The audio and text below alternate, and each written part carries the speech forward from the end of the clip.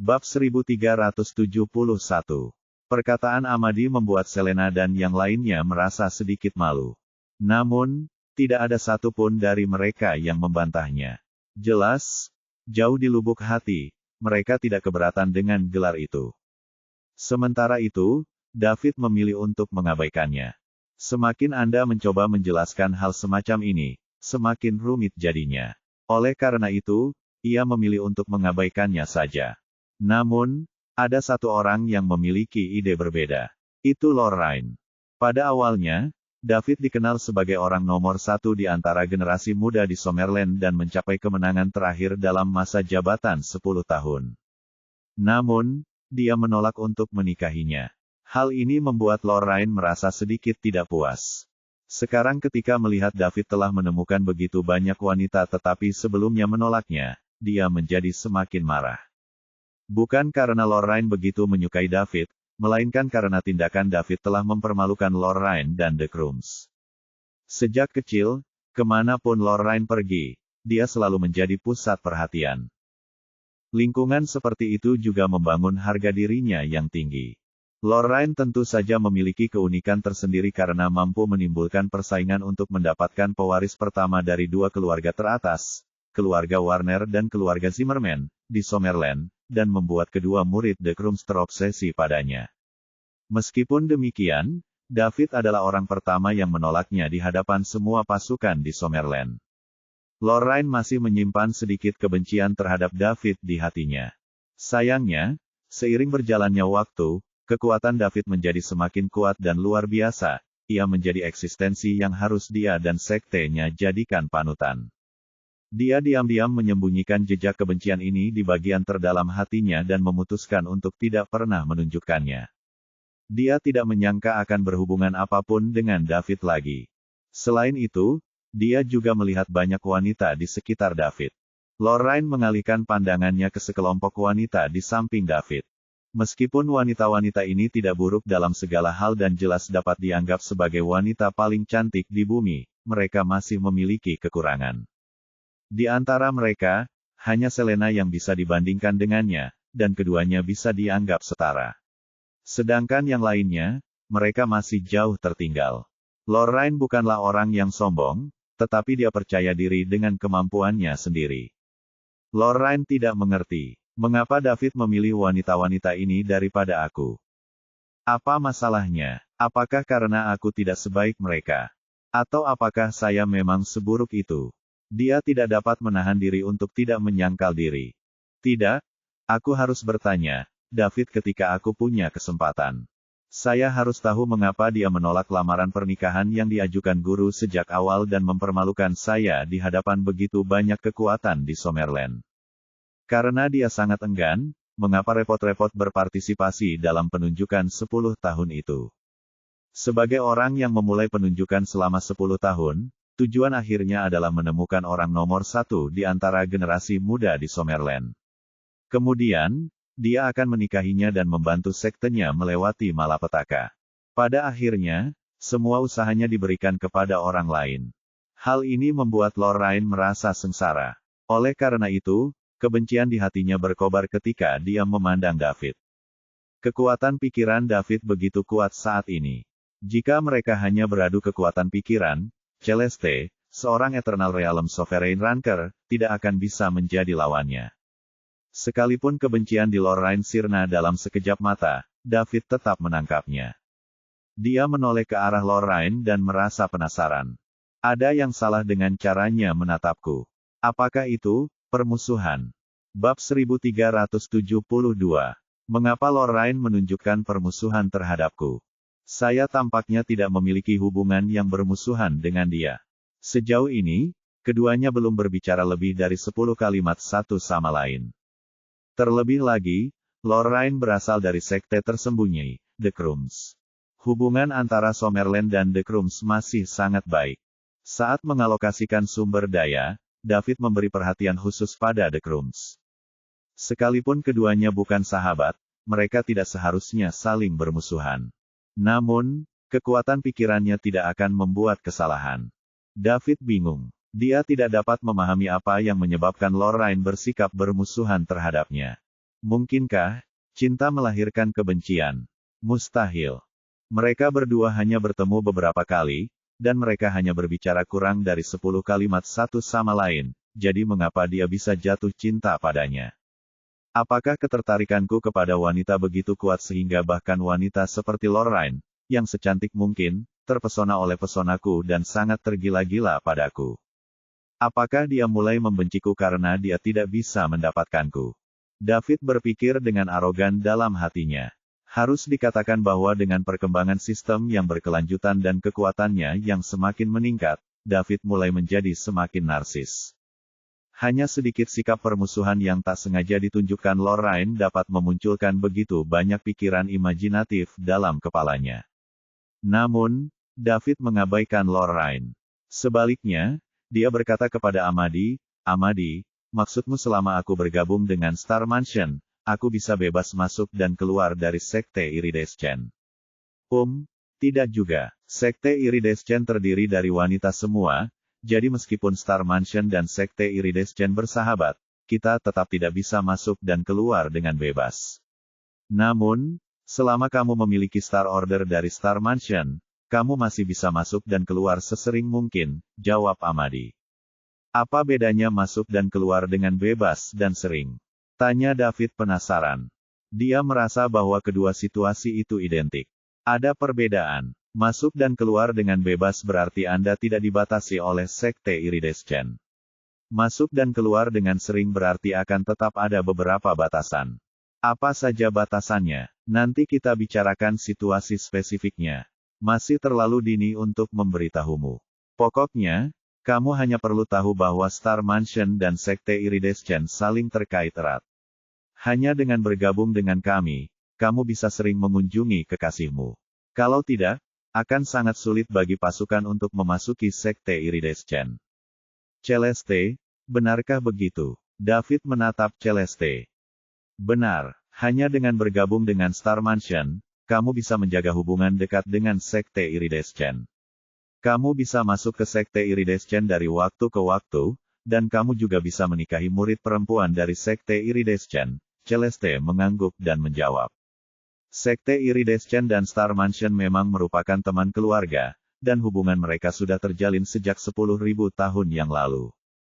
Kedua kekuatan itu pada dasarnya memiliki hubungan perkawinan yang diwariskan secara turun-temurun. Hubungan yang dijalin oleh generasi ini juga telah mencapai puncaknya. Sekarang, dapat dikatakan saat kedua kekuatan berada pada titik paling dekat. Hal ini karena istri dari pimpinan Star Mansion saat ini, Ibu Amadi, dulunya merupakan murid yang bangga dari Sekte Iridescent. Sementara itu, Celeste dan dia juga merupakan teman baik yang telah menghadapi risiko kematian bersama. Itulah sebabnya Celeste keluar dengan Amadi. Bagaimanapun, Amadi juga dianggap sebagai keponakannya. Jika tidak, dia tidak akan membuang-buang waktunya melakukan hal ini. Jika Celeste tidak dapat merekrut David, si gila, ke dalam Sekte Iridescent, setidaknya dia dapat membuatnya bergabung dengan Star Mansion. Dengan cara itu, dia akan mengirimkan monster yang tak tertandingi kepada sahabatnya. Jika Star Mansion bisa membaik, Celeste juga akan senang untuk sahabatnya. Selain itu, dia juga akan mendapatkan beberapa keuntungan. Amadi, aku mengerti. Mari kita bicarakan hal itu setelah kita sampai di sana. Karena Sekte Iridescent hanya menerima wanita dan aku tidak bisa bergabung, maka aku akan menganggap Star Mansion sebagai prioritasku. Tentu saja, aku yakin kau akan membuat pilihan terbaik. Star Mansion juga akan memberimu perawatan terbaik, kata Amadi dengan percaya diri. Dia yakin ketika David tiba di kampung halamannya dan memahami situasinya, dia pasti akan memilih Star Mansion. Star Mansion bukanlah kekuatan yang paling kuat, tetapi karena hubungan dekatnya dengan Sekte Iridescent, itu akan menjadi pilihan terbaik David. Bab 1373. Setelah percakapan antara keduanya selesai, Celeste berkata, "Karena semua orang sudah di sini, kurasa kalian sudah mengurus urusan pribadi kalian. Jadi, mari bersiap untuk pergi sekarang. Celeste, tolong mampir juga ke planet Royal di pusat Bima Sakti dulu. Aku tidak tahu kapan aku akan kembali." Kembali setelah aku meninggalkan Bima Sakti kali ini. Aku masih punya beberapa hal yang harus diurus. Bagaimanapun, aku adalah penguasa Bima Sakti. Baiklah, ayo kita ke planet Royal dulu. Celeste tentu saja tidak akan menolak permintaan sepele seperti itu dari David. Setelah mereka selesai, dia melemparkan seekor kura-kura kecil di tangannya ke langit. Setelah kura-kura kecil itu mencapai langit, ukurannya pun membesar dengan cepat. Kemudian, ia langsung menjadi seukuran pulau, menutupi langit dan menghalangi sinar matahari. Ayo, Celeste melirik ke arah kerumunan dan berkata. Lalu, dia terbang. Amadi juga mengikuti Celeste dengan keempat pembantunya. Orang-orang seperti David, Celia, dan yang lainnya pernah melihat kura-kura besar ini sebelumnya, jadi mereka tidak terkejut. Tak lama kemudian, mereka mengikutinya dari belakang. Hanya Lorraine, Goldie, dan Ava yang belum pernah melihat teknik semacam ini, dan wajah mereka dipenuhi dengan keterkejutan. Akan tetapi, hanya sesaat kemudian, mereka sadar kembali dan buru-buru mengikuti. Ketika semua orang naik ke punggung kura-kura, mereka melihat sebuah istana yang mewah. Mereka memasuki istana. Ada banyak kamar di sini, jadi kalian bisa tinggal di mana saja yang kalian mau. Tidak banyak aturan, tetapi kalian hanya bisa pindah ke dalam. Jangan tinggalkan rumah ini. Kalau tidak, tidak seorang pun dari kalian kecuali David yang akan selamat. Celeste pergi setelah mengatakan itu. Sebelum pergi, dia menatap David dan memberinya tatapan memperingatkan.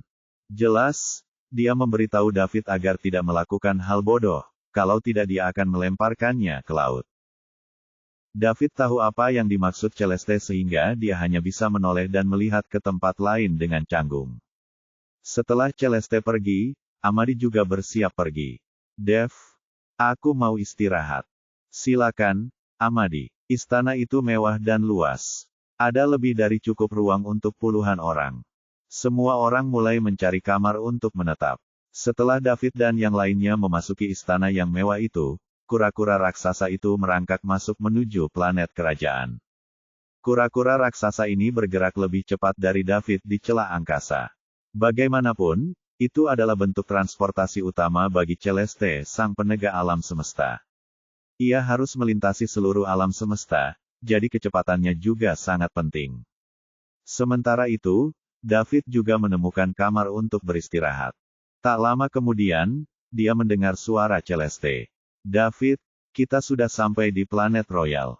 Cepat selesaikan urusanmu. Kita tidak akan keluar kalau kita membuat kekacauan dan diperlakukan seperti monster. Bab 1374. Jika seekor kura-kura sebesar ini muncul di langit di atas planet Royal, tentu akan mengejutkan banyak orang.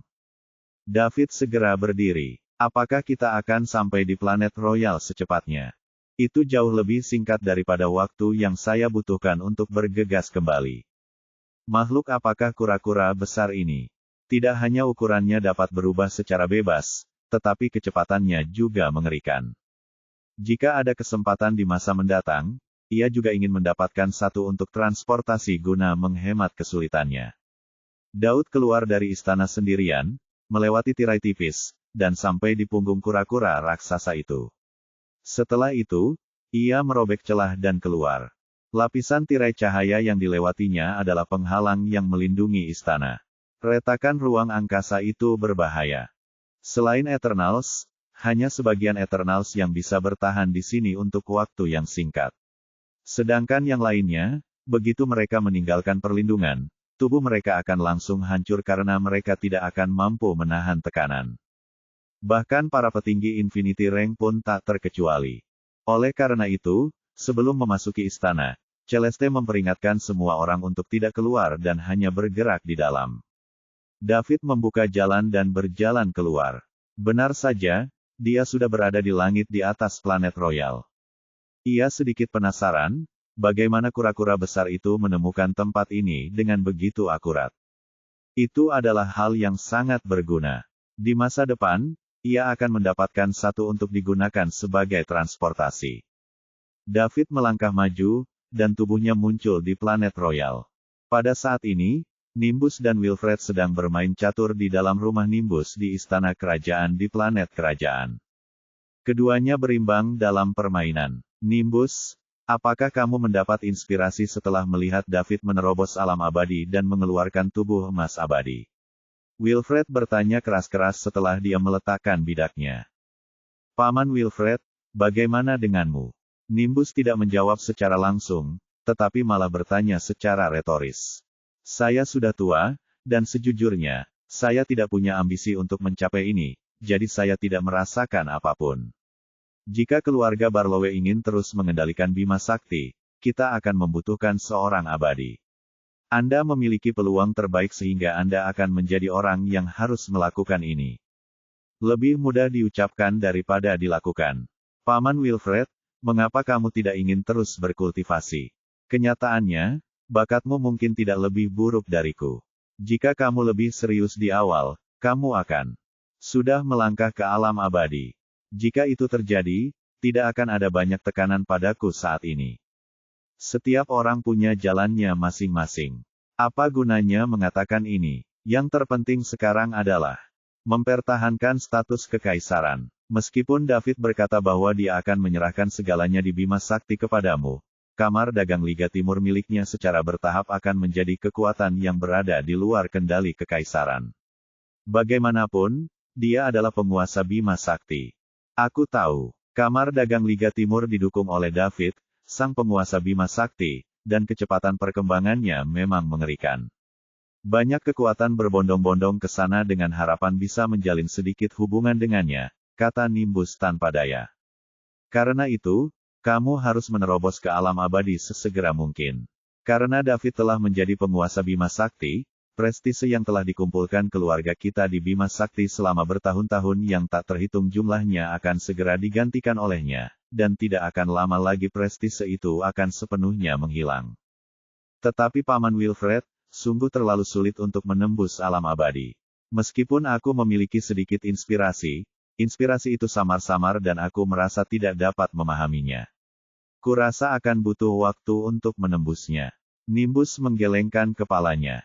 Senang rasanya mendapat inspirasi. Aku khawatir jika kamu tidak merasakan apapun sepertiku, keluarga kita akan hancur. Wilfred akhirnya tersenyum. Paman Wilfred, Astrid sudah lama depresi, dan dia tidak mau makan atau minum. Dia mungkin mengerti perbedaan antara David dan dirinya. Apa pendapatmu tentang ini? Tanya Nimbus. Kita jalani saja. Kita tidak bisa ikut campur dalam masalah ini. Kalau Astrid bisa bersama David, semua orang akan senang. Kalau tidak, tidak ada solusi. Lagi pula, status David sekarang sudah sangat berbeda, keluh Wilfred. Aku mengerti, tapi aku merasa tidak enak mendengar Gami bercerita tentang situasi Astrid. Sebagai ayahnya, aku hanya bisa menyalahkan diriku sendiri karena tidak sampai ke alam abadi sebelum David. Kalau tidak, aku bisa memaksanya menjadi suami Astrid. Paman dan keponakannya mengira mereka menyembunyikan percakapan mereka dengan baik.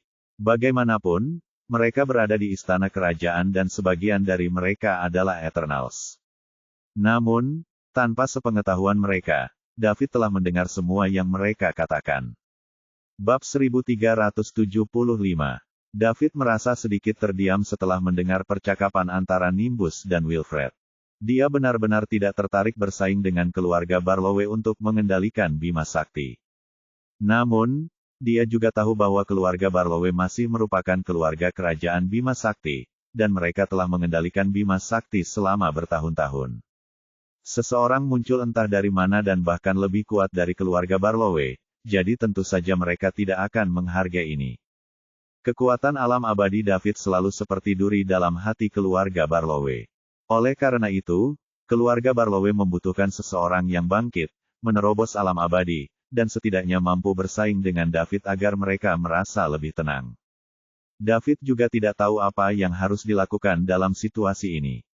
Tidak peduli apa yang dikatakannya, keluarga Barlowe tidak akan sepenuhnya mempercayainya. Namun, jika keluarga Barlowe tahu bahwa dia akan meninggalkan Bima Sakti, mereka seharusnya sedikit lebih lega. Setelah mendengarkan percakapan antara keduanya, David tidak langsung muncul. Jika dia muncul sekarang, situasinya hanya akan semakin memalukan. Nimbus dan Wilfred mungkin akan ketakutan. Lagi pula, mereka bergosip tentang seorang abadi di belakangnya dan telah menyinggung atasan mereka. David pergi dengan tenang dan berencana untuk kembali lagi nanti. Di dalam kamar Putri Astrid di Istana Kerajaan di planet Royal. Di dalam ruangan merah muda itu terdapat berbagai macam makanan lezat, yang dapat meningkatkan selera makan orang hanya dengan melihatnya. Akan tetapi, mereka belum tersentuh. Dua wanita sedang duduk di dekat jendela. Yang lebih muda, Astrid, sedang melihat keluar jendela, sementara yang satu lagi, Permaisuri Gamora, sedang menatap Astrid dengan sedih. Astrid, makanlah sesuatu. Jika terus begini, tubuhmu tidak akan sanggup lagi menerimanya. Gamora menatap Astrid yang sedang dalam keadaan tidak sadar dan berusaha mengejarnya dengan sedih. Hanya ketika seseorang mencapai alam abadi, tubuh mereka dapat terus-menerus menghasilkan vitalitas dan bertahan hidup tanpa makanan. Jika tidak, bahkan sebagian abadi seperti Nimbus perlu mendapatkan energi dari makanan. Jika dia tidak makan dalam waktu lama untuk mengisi kembali tenaganya, fungsi tubuhnya perlahan akan menurun, dan pada akhirnya akan menyebabkan kematian. Namun, ini adalah proses yang sangat lambat. Orang biasa hanya dapat hidup selama 10 hari atau paling lama setengah bulan jika mereka tidak makan. Semakin tinggi wilayahnya, semakin besar pula kekuatannya, yang dapat menunda proses ini. Ibu, aku tidak lapar. Suruh saja mereka pergi, jawab Astrid dengan tenang. Tidak, kau harus makan sesuatu hari ini. Sejak David melangkah ke alam abadi dan pergi sebagai penguasa Bima Sakti, kau hampir tidak makan apapun. Jika ini terus berlanjut, tubuhmu akan segera runtuh. Mulai sekarang, jika kau masih tidak makan, maka aku akan menemanimu. Yang terburuk adalah, kita berdua akan mati bersama. Gamora menatap Astrid dengan tatapan yang berkata, jika kamu tidak makan, aku juga tidak akan makan. Astrid lalu berbalik menatap Gamora. Bab 1376. Dia melihat kesedihan di mata ibunya, tetapi dia benar-benar sedang tidak berminat untuk makan saat ini. Setelah David melangkah ke alam abadi dan menjadi penguasa Bima Sakti, dia melampaui keluarganya dalam hal kekuatan, identitas, dan status. Astrid tidak ingin ini terjadi. Sebab jika demikian halnya, jurang antara dirinya dan David akan semakin lebar. Ibu, aku benar-benar tidak berselera.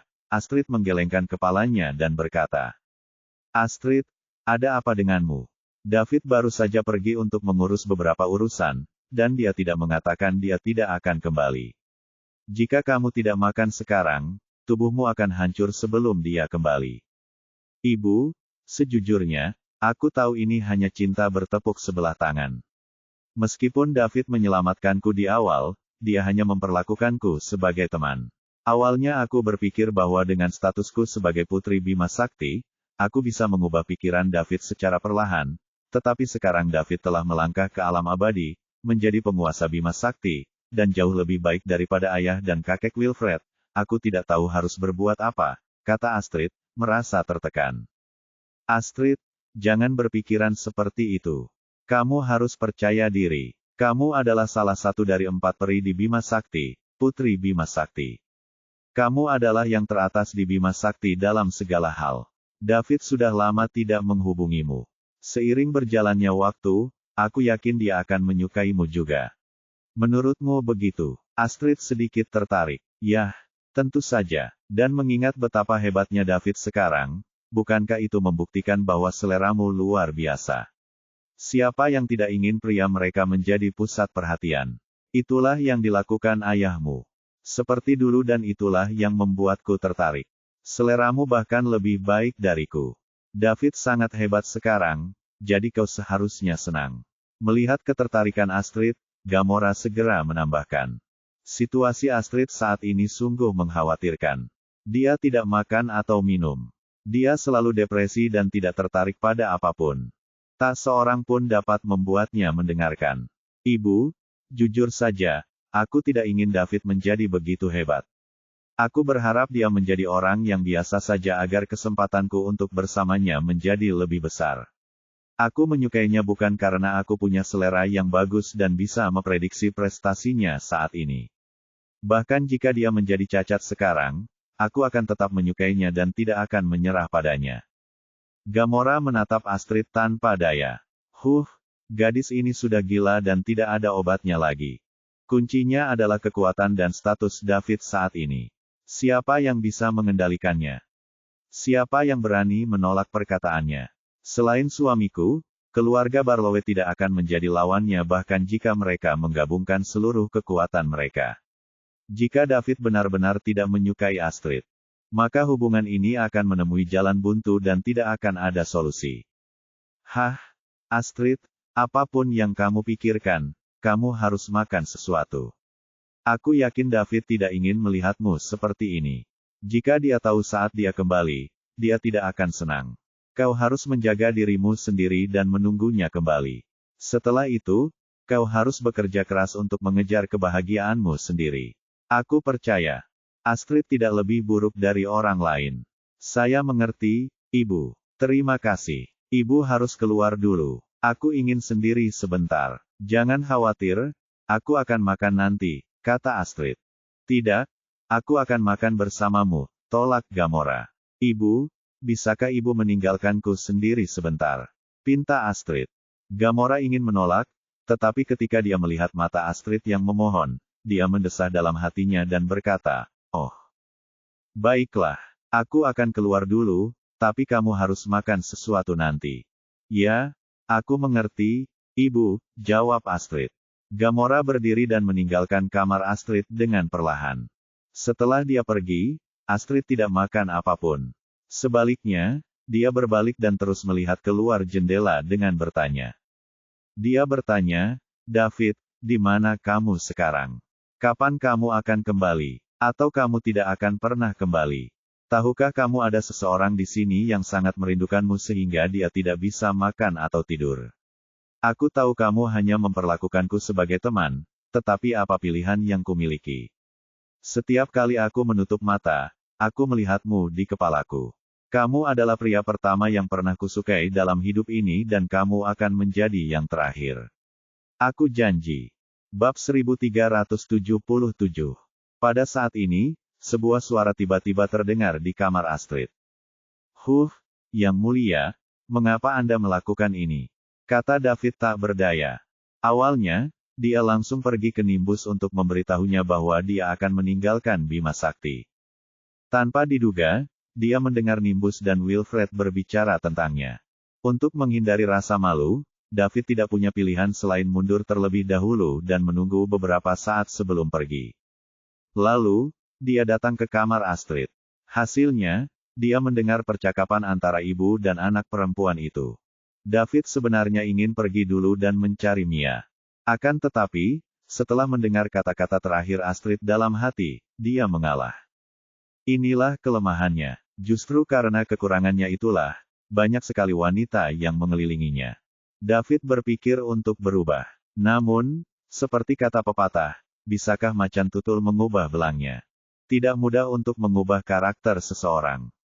Lagi pula, dia tidak merasa ada yang salah dengan dirinya. Manusia perlu sedikit emosional. Kalau dia benar-benar berdarah dingin dan kejam, apa bedanya dia dengan binatang buas? Astrid mendengar suara David untuk pertama kalinya tetapi tidak bereaksi. Setelah sekitar 2 atau 3 detik, dia tiba-tiba berbalik dan melihat David berdiri di belakangnya. David, kau kembali," kata Astrid dengan terkejut. "Ya, saya baru saja tiba di planet Royal," jawab David sambil tersenyum. "Terima kasih sudah datang menemuiku tepat setelah kau kembali." Astrid benar-benar berbeda dari sebelumnya.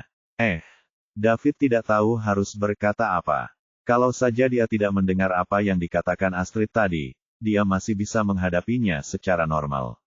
Akan tetapi, sejak dia mendengarnya, dia tidak tahu lagi bagaimana menangani situasi tersebut. "Yang mulia, saya datang untuk mengucapkan selamat tinggal kepada Anda." Akhirnya, David mengatakan yang sebenarnya. Kepergiannya dari Bima Sakti merupakan fakta yang tidak dapat diubah, dan Astrid akan mengetahuinya cepat atau lambat. Akan lebih baik jika dia memberitahunya sekarang. Setelah Astrid mendengar itu, senyum di wajahnya membeku. Ucapkan selamat tinggal. Mau kemana? Tanya Astrid dengan suara gemetar setelah menenangkan dirinya. Saya akan meninggalkan Bima Sakti. Saya akan pergi ke suatu tempat yang jauh, dan saya tidak tahu kapan saya akan kembali. Bagaimana dengan Mia? Apakah dia akan pergi bersamamu? Astrid menanyakan sesuatu yang sangat ingin diketahuinya. David juga tidak menyangka Astrid akan menanyakan pertanyaan ini. David bermaksud meminta pendapat Mia. Jika Mia memilih untuk pergi bersamanya, David tidak akan menolak. Dia telah merepotkan Celeste, jadi tidak apa-apa memintanya menerima orang lain ke dalam sekte Iridescent. Jika Mia tidak mau pergi dan ingin tinggal bersama keluarganya, maka itu akan lebih baik bagi David. Dengan cara ini, dia tinggal menyerahkan Islik Chamber of Commerce kepadanya. Saya akan meminta pendapatnya, kata David terus terang. Mendengar ucapan David itu, Astrid pun merasa sedih dan tak kuasa menahan air matanya yang mengalir. David akan meminta pendapat Mia, jadi itu berarti dia membiarkan Mia menentukan pilihannya sendiri. Sebaliknya, David datang untuk mengucapkan selamat tinggal padanya. Dia tidak diberi kesempatan untuk memutuskan sendiri sama sekali. Tidak sulit untuk melihat bahwa dari awal hingga akhir, David tidak pernah menganggapnya serius sama sekali, dan dia hanya bisa dianggap sebagai teman biasa. Seberapa keras pun ia berusaha, ia tetap tidak dapat mendekati David. Bagaimana Astrid tidak merasa sedih? Dia tidak punya apapun lagi untuk dikatakan. Sikap David telah membuktikan segalanya. Astrid hanya menatap David dengan air mata di matanya, menggigit bibirnya, dan tidak berbicara. Bab 1378. Dia tampak seperti seorang istri muda yang ditinggalkan oleh seorang bajingan. Pada saat ini, David juga menyadari bahwa apa yang dikatakannya kedengarannya agak salah. Karena Mia diberi kesempatan untuk memilih, Astrid pun harus diperlakukan sama.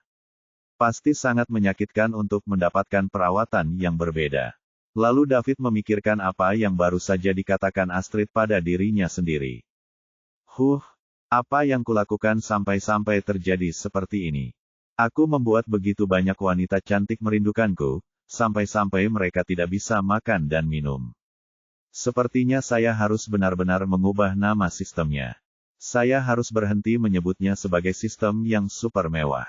Saya sebut saja itu sistem tukang selingkuh. Yang mulia, kali ini saya akan pergi ke peradaban yang lebih tinggi, dan saya akan membawa beberapa teman ke sana. Saya akan memiliki peluang lebih besar untuk menembus alam abadi dan memperoleh umur panjang yang tak terbatas. Jika Anda bersedia berpisah dengan orang tua Anda untuk pergi bersama saya dapat mengajak Anda. David memecah keheningan. Benarkah? Kegembiraan tampak sekilas di mata Astrid. Ya, benar. Tapi kita baru bisa kembali setelah waktu yang lama. Baiklah, aku akan membicarakannya dengan ayah dan ibuku. Astrid tidak langsung mengambil keputusan. Meskipun dia sebenarnya ingin segera berkata ya kepada David karena dia bersedia mengikutinya, dia masih membutuhkan persetujuan ayah dan ibunya. Lagi pula, dia tidak sendirian. Orang tuanya memberi begitu banyak usaha padanya, jadi dia tidak bisa bersikap begitu egois. Kebetulan sekali aku punya sesuatu yang ingin kukatakan pada ayahmu, jadi mari kita pergi bersama. Oke, setelah Astrid menjawab, dia ingin berdiri. Akan tetapi, karena dia belum banyak makan akhir-akhir ini, tubuhnya menjadi lemah. Dia tersandung dan hampir jatuh. Beruntungnya, David bereaksi cepat dan memeluknya. Kamu harus makan sesuatu dulu. Kamu sangat lemah. Kau tidak bisa pergi. Tetaplah di sini bersamaku, oke? Oke. David membantu Astrid ke meja sebelum duduk. Makanan mewah dan sangat bergizi di atas meja hampir menjadi dingin. Dengan David di sampingnya, Astrid memiliki nafsu makan yang besar. Kemudian, ia mulai memakan makanannya dengan elegan. David, kamu juga harus memakannya.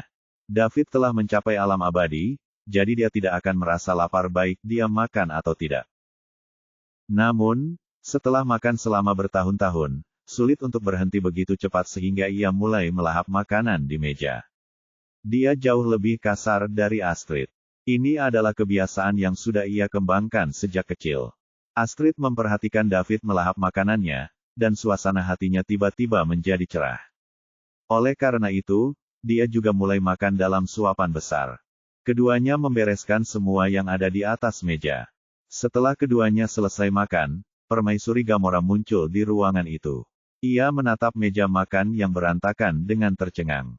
Dia datang untuk melihat apakah Astrid sudah makan dan melihat pemandangan ini. David sudah lama melihat Gamora, tetapi dia tidak peduli. Tidak masalah kalau dia ada di sini. Lagi pula ini tidak memalukan. Saya masih harus mencari mereka nanti. Tuan David, Anda di sini. Gamora hampir memanggil nama David secara langsung. Tiba-tiba, dia menyadari bahwa semuanya sekarang berbeda, dan David adalah penguasa Bima Sakti dan yang abadi pertama di Bima Sakti. Sebuah eksistensi yang bahkan suaminya, Kaisar Nimbus, perlu kagumi. Anda tidak perlu bersikap begitu sopan kepada saya, Nyonya Barlowe. Anda sebaiknya memanggil saya David saja. Astrid dan saya berteman, jadi aneh jika Anda memanggil saya seperti itu. Ibu, teriak Astrid sambil tersipu. Tuan David, saya tidak berani melakukan itu. Anda sekarang adalah penguasa Bima Sakti, jadi kita tidak bisa melanggar aturan, kata Gamora dengan nada hormat. Karena aku adalah penguasa Bima Sakti, seharusnya akulah yang menetapkan aturannya. Bab 1379. Di dalam istana kerajaan tempat Kaisar Nimbus tinggal. Apa, kau bilang kau akan meninggalkan Bima Sakti? Nimbus menatap David dan bertanya dengan heran. Wilfred dan Gamora di samping mereka juga terkejut. Perlu diketahui bahwa David sekarang adalah penguasa Bima Sakti dan dia sudah berdiri di puncak Bima Sakti. Di Bima Sakti, kata-katanya memiliki bobot yang sangat besar dan tidak ada seorang pun yang berani menentangnya. Namun, pada saat itu, David tiba-tiba berkata bahwa ia ingin pergi. Apa yang terjadi? Nimbus dan yang lainnya tidak bisa mengerti. Ya, Tuan Barlowe, jawab David. Jika Anda meninggalkan Bima Sakti, kemana Anda akan pergi? Menuju peradaban tingkat tinggi. Apa yang akan kau lakukan di sana? Bukankah lebih baik tinggal di sini dan menjadi tiran lokal? Begitu kau meninggalkan Bima Sakti dan pergi ke peradaban tingkat tinggi, kekuatan alam abadi milikmu tidak akan cukup, kata Nimbus. Padahal di dalam hatinya, dia juga berharap agar David pergi. Selama David tiada, Bima Sakti akan tetap menjadi milik keluarga Barlowe. Namun, jika David pergi, akan ada masalah lain. Itulah ancaman dari galaksi lain, terutama klan ular berkepala 9 dari galaksi binatang. Ras tersebut memperlakukan manusia sebagai makanan, dan dapat dikatakan bahwa mereka adalah musuh alami manusia. Selain itu, David menerobos alam abadi dan benar-benar menyinggung pihak lain. Setelah David, pencegah kuat di alam abadi, pergi, kemungkinan besar klan ular berkepala 9 akan menyerang lagi. Bagaimana keluarganya akan melawan? Bagaimana Bima Sakti akan melawan? Ide sempurna dalam benak Nimbus adalah David membantunya menerobos alam abadi sebelum pergi. Tuan Barlowe, kali ini aku akan membawa beberapa teman. Sulit bagi mereka untuk menerobos jika mereka hanya tinggal di Bima Sakti. Sebaliknya, mereka akan memiliki peluang lebih tinggi untuk mencapai alam abadi di peradaban tingkat tinggi. Hanya ketika mereka mencapai alam abadi, mereka akan memiliki umur panjang tanpa akhir. Aku tidak ingin semua orang di sekitarku meninggalkanku satu persatu dalam waktu dekat, meninggalkanku sendirian pada akhirnya, jawab David. Tetapi David, bagaimana jika klan ular berkepala 9 menyerang lagi setelah kau pergi? Tanpamu, kita tidak akan mampu melawan mereka dan itu mungkin menyebabkan konsekuensi yang sangat serius bagi Bima Sakti. Namun, jika kau benar-benar ingin, aku tidak dapat menghentikanmu untuk pergi. Aku hanya berharap kau dapat menyetujui satu syarat, kata Nimbus. Mari kita dengarkan, Tuan Barlowe. Awalnya David ingin mengatakan bahwa dia akan mengurus klan ular berkepala 9 sebelum pergi. Ini adalah apa yang telah dia rencanakan sejak awal. Namun, David berubah pikiran setelah mendengar apa yang dikatakan Nimbus. Dia ingin melihat kondisi apa yang ditawarkan Nimbus. David, aku sudah lama terjebak di alam abadi parsial. Aku sudah sedikit mengerti saat kau menerobos alam abadi terakhir kali, tetapi itu tidak cukup. Aku harap kau bisa memberikan sedikit pengalaman menerobos alam abadi dan membantuku dalam terobosanku juga. Jadi, bahkan jika kau pergi, Bima Sakti akan aman bersamaku. Bagaimana menurutmu? Nimbus menatap David penuh harap setelah selesai berbicara.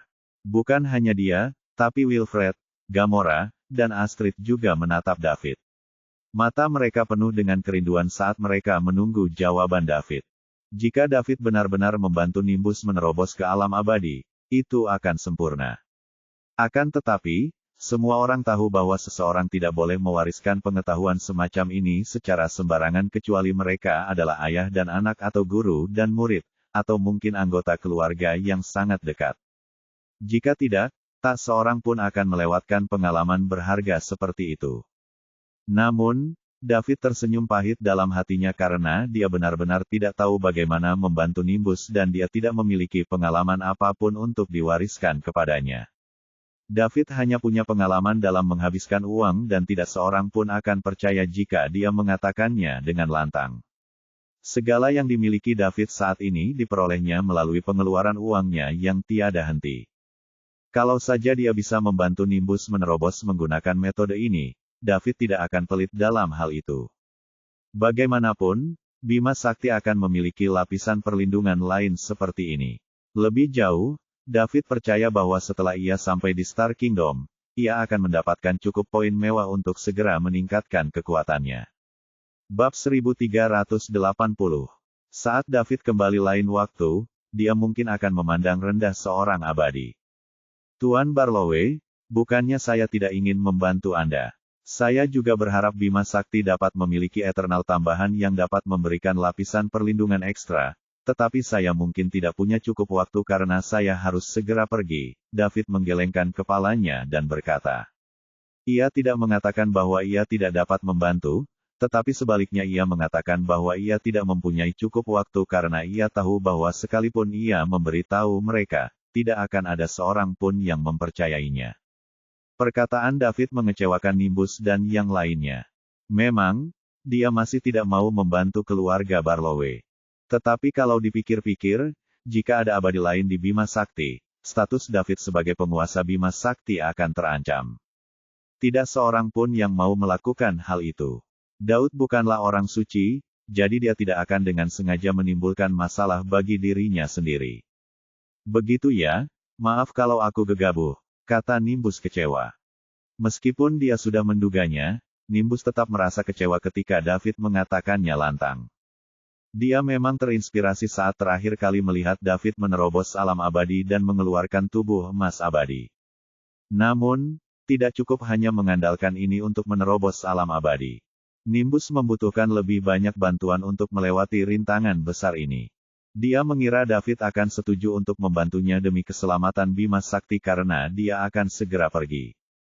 Tanpa diduga, David masih juga tidak mau. Nimbus juga tidak dapat berbuat apa-apa tentang hal ini.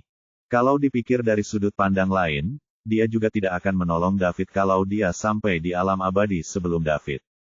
Jika dua orang menunggang kuda, salah satu harus menunggang di belakang. Hal ini juga berlaku dalam situasi ini. David melihat ekspresi anggota keluarga Barlowe dan tidak dapat menahan diri untuk menjelaskan, Tuan Barlowe, saya benar-benar tidak punya waktu. Ada dua orang dengan kekuatan yang mengerikan menunggu saya sekarang. Saya tidak bisa membuat mereka menunggu terlalu lama, jika tidak, akan ada konsekuensi serius. Oh, apakah masih ada orang di Bima Sakti yang punya kekuatan yang bisa membuatmu takut? Nimbus penuh dengan ketidakpercayaan. Bima Sakti tidak punya, tetapi mereka bukan dari Bima Sakti. Bukan dari Bima Sakti. Dari mana mereka berasal? Mereka berasal dari peradaban tingkat tinggi. Peradaban tingkat tinggi. Apakah itu peradaban tingkat tinggi yang akan kamu tuju? Tepat sekali. Tapi mereka punya identitas yang menurutku seharusnya sudah kau ketahui. David membuat Nimbus terus waspada. Apa itu? Mereka adalah penegak alam semesta. Apa? Nimbus dan keluarganya terkejut. Mata mereka terbuka lebar, dan wajah mereka penuh dengan keterkejutan. Penegak alam semesta. David benar-benar bertemu dengan Universe Enforcers dan mereka menunggunya. Bagaimana itu bisa terjadi? Sebagai keluarga kerajaan Bima Sakti, keluarga Barlowe tentu mengetahui tentang penegak alam semesta. Itu adalah sekelompok orang gila yang menjaga ketertiban seluruh alam semesta. Mereka selalu begitu misterius. Meskipun hanya sedikit orang yang menemui mereka, reputasi mereka bergema di seluruh jagat raya. Ini adalah sekelompok orang yang benar-benar telah meneror banyak sekali kehidupan.